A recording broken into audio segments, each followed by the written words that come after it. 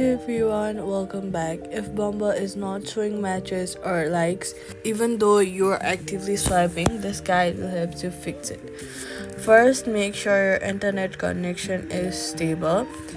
A weak connection can stop matches from loading properly, so switch between Wi Fi and mobile data or connect to a stable Wi Fi if you're possible to do so. Next, go ahead and swipe up from the bottom of your screen.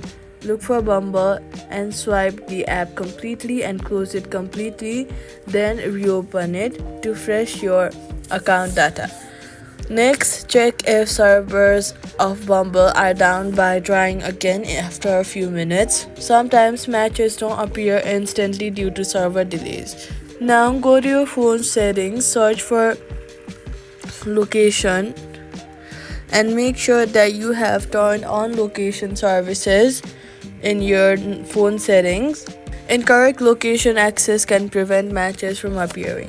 Also, head over to the App Store, search for Bumble, and then check if whether you have updated your app or not.